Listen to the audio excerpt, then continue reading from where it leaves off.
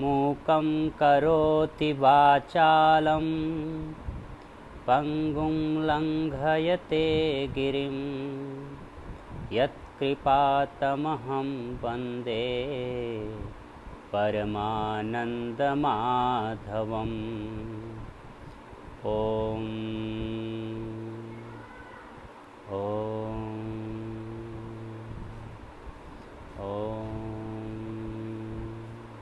ओम श्री गुरुभ्यो नमः। दोस्तों, आज मैं चर्चा करूंगा कि मन का बीमारी के साथ क्या संबंध है। वास्तव में मन एक जड़ पदार्थ है। मन का शरीर में कोई भौतिक अस्तित्व नहीं है।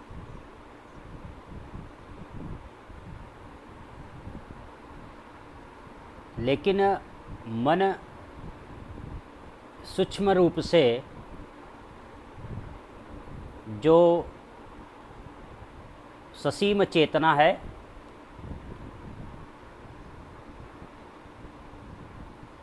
ससीम चेतना के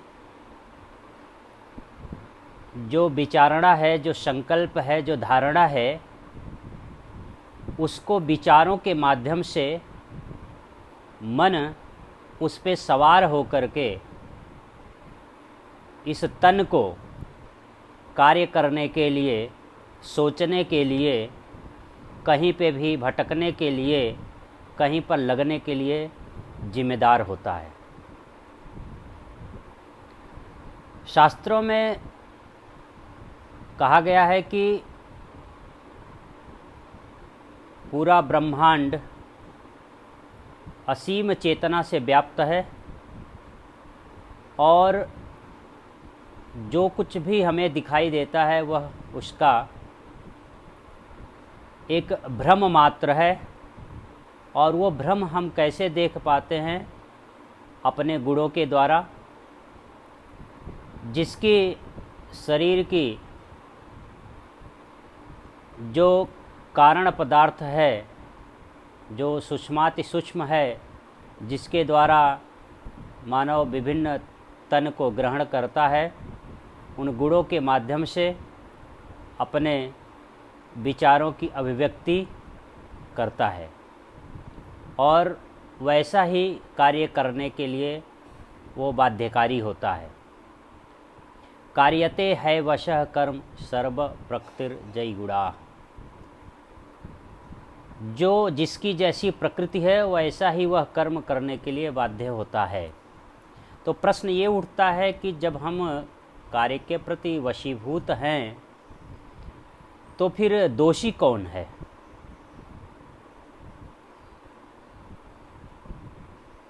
तो व्यक्ति का यदि बस ही नहीं है कार्य करने में, तो फिर इसका उपाय क्या है? तो पहले हमको ये जानना पड़ेगा कि मन का इस शरीर के साथ संबंध क्या है।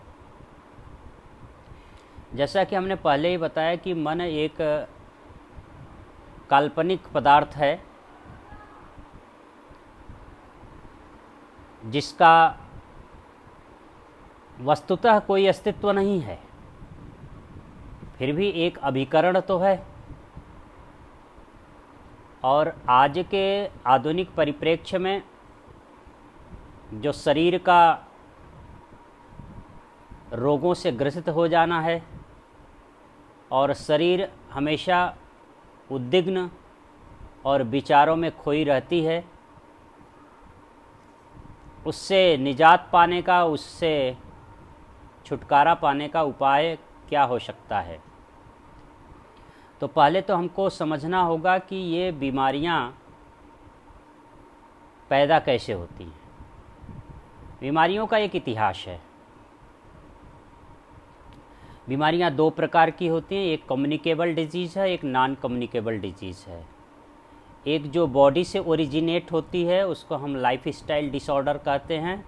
एक जो है इन्फेक्शन के द्वारा कम्युनिकेटिव मोड से स्प्रेड होती हैं, उसको बोलते हैं बाह्य जनित बीमारियां, जो दूसरे बैक्टीरिया और वायरस के कारण होती हैं।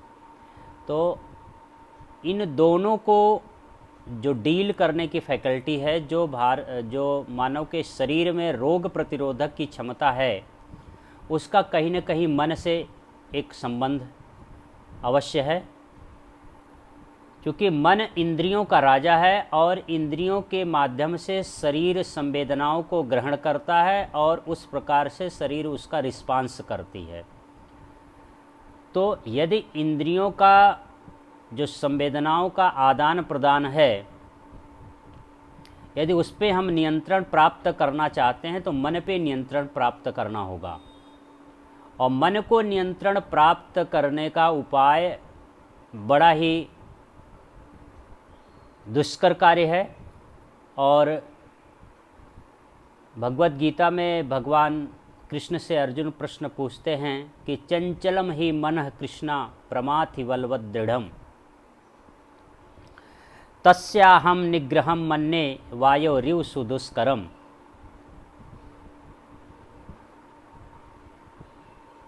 हे कृष्ण, मन बड़ा ही चंचल है,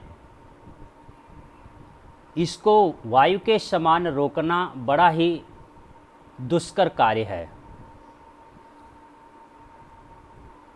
तो कृष्ण उसके उत्तर में जवाब देते हैं कि असंशयम महाबाहो मनो दुर्निग्रहम चलम अभ्यासेन तु कौन्तेय वैराग्येण च गृह्यते। निश्चित ही मन बहुत ही चंचल है, लेकिन हे कौन्तेय, उसको अभ्यास और वैराग्य के द्वारा नियंत्रण में लाया जा सकता है। तो वो अभ्यास कैसा होगा, वो वैराग्य कैसा होगा, इसके बाद में हम चर्चा करेंगे। लेकिन इसका बीमारी से संबंध क्या है, आपको एक उदाहरण के माध्यम से समझा दूं। जैसे शरीर में कोई तनाव आया, और तनाव के दो रिस्पांस होते हैं, जैसा वैज्ञानिकों ने कहा है, फाइट या फ्लाइट। या तो हम उस तनाव से भागेंगे या तो उससे संघर्ष करेंगे। दोनों की अवस्था में बॉडी को एनर्जी की ज़रूरत पड़ती है। वो ऊर्जा आती है ब्लड में जो ग्लूकोज है उसके विखंडन से, जिसके लिए ज़्यादा से ज़्यादा ऑक्सीजन की ज़रूरत पड़ेगी और ब्लड में ग्लूकोज की मात्रा की भी ज़्यादा ज़रूरत पड़ेगी। तो लिहाजा तनाव को प्रबंधन करने के लिए, तनाव से पार होने के लिए, आप देखिए यदि व्यक्ति तनावग्रस्त रहता है तो उसके शरीर में जो श्वास प्रश्वास की दर है वो बढ़ जाती है। कारण कि उस ऊर्जा के विखंडन के लिए, उस ग्लूकोज के विखंडन के लिए ज़्यादा ऑक्सीजन की ज़रूरत पड़ती है। तो बॉडी में जो रेस्पिरेटरी रेट है वो भी बढ़ जाता है और ब्लड में ग्लूकोज की मात्रा भी बढ़ जाती है। तो ब्लड में ग्लूकोज की बढ़ी हुई मात्रा को जब डॉक्टर उसको डिटेक्ट करते हैं, ब्लड का टेस्ट करते हैं, तो बताते हैं कि अमुक रोगी को, अमुक व्यक्ति को डायबिटीज़ है। तो ये डायबिटीज़ क्यों होती है? क्योंकि पैंक्रियाज से जो निकलने वाला इंसुलिन हार्मोन्स है वो ब्लड ग्लूकोज को कंट्रोल करता है। तो जब ब्लड में ग्लूकोज की मात्रा, बॉडी की रिक्वायरमेंट होती है कि वो ज़्यादा से ज़्यादा ब्लड में ग्लूकोज आए, तो इंसुलिन वहाँ से ब्लड अपने जो कंट्रोल को वो थोड़ा सा ढीला करता है और ब्लड में ग्लूकोज की मात्रा ज़्यादा जाने लगती है। अब मान लीजिए कि ये स्थिति बराबर शरीर के साथ घटती रहे तो धीरे धीरे वो एडाप्टेशन मोड में आ जाती है और इंसुलिन जो है उसके प्रति जो नियंत्रण है वो खो देता है। तो अब प्रश्न ये उठता है कि उस इंसुलिन का नियंत्रण कौन करता है? तो वो पिट्यूटरी ग्लैंड के हार्मोन के द्वारा होता है। अब प्रश्न ये है कि वो पिट्यूटरी ग्लैंड को नियंत्रित कौन करता है? तो पिट्यूटरी ग्लैंड को नियंत्रित करने का जो बॉडी में सिस्टम है, जो आर्गन है, उसका नाम है पिट्यूटरी ग्लैंड। वो पिट्यूटरी ग्लैंड कैसे नियंत्रित होती है, तो वो हाइपोथैलेमस के एक्टिविटी के द्वारा नियंत्रित होती है। फिर अगर यदि प्रश्न किया जाए कि हाइपोथैलेमस कैसे नियंत्रित होता है, तो बताएंगे कि हाइपोथैलेमस थैलेमस के द्वारा नियंत्रित होता है। अब थैलेमस कैसे नियंत्रित होता है, इसका विज्ञान के पास कोई प्रश्न उत्तर नहीं है। तो यदि आप देखें, दूसरे अगर शब्दों में देखा जाए, जो भारतीय शास्त्रों में वर्णित है, उपनिषदों में वर्णित है कि मन के द्वारा जो मानव के मस्तिष्क में जो तरंगे हैं, वो मन के सोचने के द्वारा उसमें उतार चढ़ाव होता है, उनकी जो पूरी फिजियोलॉजी है वो चेंज हो जाती है। हल्का सा इशारा वैज्ञानिक न्यूरोट्रांसमीटर हार्मोन्स के द्वारा जो ब्रेन में केमिकल रिलीज़ होते हैं, जिसके द्वारा बॉडी रिस्पांस करती है, उसके तरफ वो इशारा करते हैं, लेकिन पूरी तरह से आज भी विज्ञान इस पर स्पष्ट नहीं है। तो हम देखते हैं कि जब मन किसी घटना को कैसे लेता है, वो कैसे परसीव करता है उसको, उस परसेप्शन के हिसाब से बॉडी रिस्पांस करती है। जैसे हम किसी घटना को अगर अच्छे ढंग से लेते हैं तो अच्छा रिस्पांस होता है, अगर बुरे ढंग से लेते हैं तो बुरा रिस्पांस होता है। एक उदाहरण के माध्यम से मैं बताऊं कि यदि कोई व्यक्ति आपके घर का बाहर जा रहा है और वो किसी वजह से घर आने में लेट कर रहा है, तो दो प्रकार की धारणाएं उत्पन्न होती हैं, एक सकारात्मक और एक नकारात्मक। तो सकारात्मक धारणाएं ऐसी होती हैं कि जैसे मान लीजिए उसका कोई दोस्त मिल गया और किसी के साथ वो बैठ गया होगा, बातचीत करने लगा होगा, इसलिए लेट आती है। दूसरी धारणाएं ये बनती हैं कि पता नहीं उसके साथ कोई दुर्घटना ना हो गई हो, एक्सीडेंट ना हो गया हो, उसके साथ कोई अनहोनी ना हो गई हो। तो इस दो प्रकार के रिस्पांस के बीच में मन जो है वो फंसा रहता है। यदि वो पॉजिटिव लेता है तो बॉडी में कोई परिवर्तन नहीं होता है, उसकी होम्योस्टेसिस मेंटेन रहती है। यदि वो निगेटिव रूप में लेता है तो बॉडी की होम्योस्टेसिस डिस्टर्ब होती है और व्यक्ति जो है उसका जो फिजियोलॉजिकल एक्शन है वो बदल जाता है, जिससे शरीर में एक प्रकार का डिस्टर्बेंस पैदा होता है। यदि ये डिस्टर्बेंसेस बार बार जीवन में घटित होता रहे तो बॉडी उस प्रकार से रिस्पांस करने लगती है। तो अब प्रश्न ये है कि उस मन को कैसे नियंत्रित किया जाए। तो मन को नियंत्रित करने का जो अभिकरण है वो है विचक्षणा ज्ञान। जो डिस्क्रिमिनेटिंग फैकल्टी है वो है विज्ञानमय कोश, या जो बुद्धि का लेवल है, जो लेवल ऑफ विजडम है, वो माइंड को कहता है कि नहीं, ये ऐसा भी हो सकता है और ऐसा भी हो सकता है, कोई बात नहीं है, आप इस घटना को इस ढंग से लो। तो अब रोग तो उत्पन्न हुआ अंगों में, जिसको ये अन्नमय कोश कहते हैं, जो बॉडी है, जो अन्नों से फलीभूत होकर के वीर्य के माध्यम से इस शरीर का निर्माण होता है और अन्नों से उसका पोषण होता है और उस पोषण से इस शरीर को एक रूप मिलता है, एक आकार मिलता है। लेकिन इस शरीर में एक प्राणिक चेतना होती है, उस प्राणिक चेतना को नियंत्रित करने का जो अभिकरण है वो है मन। जैसा कि हठ योग प्रदीपिका में भी कहा गया कि चलय वातय चलय चित्तम निश्चलम निश्चलय भवेत। जब ये वात चलता है तो चित्त चलता है। यदि वात को नियंत्रित कर लिया जाए, यानी प्राण को नियंत्रित कर लिया जाए, तो ये चित्त भी नियंत्रित हो जाएगा, मन भी नियंत्रित हो जाएगा। तो आवश्यकता है, यदि हम किसी रोग से आपको प्रॉपर ढंग से लड़ना है, रोग तो आएंगे, क्योंकि शरीरम व्याधि मंदिरम, शरीर जो है व्याधियों का मंदिर है। अब आवश्यकता है कि उसको प्रबंधन कैसे किया जाए, उसका प्रबंधन कैसे किया जाए।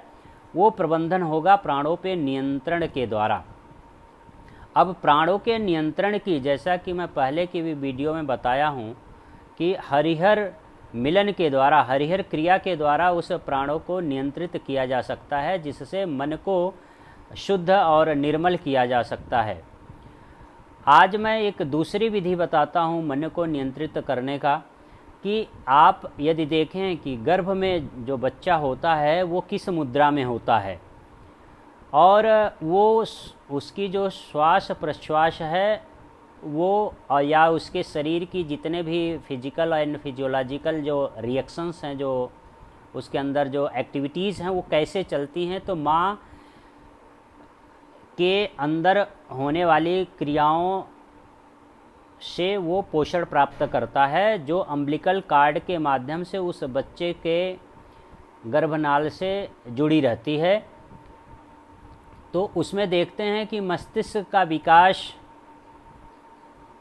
और हृदय का स्पंदन उस समय नहीं होता है। जब बाहर बच्चा आता है तो पहली बार हृदय जो है वो कार्य करना शुरू करता है और श्वास प्रश्वास जो है बाहर चलना शुरू करती है।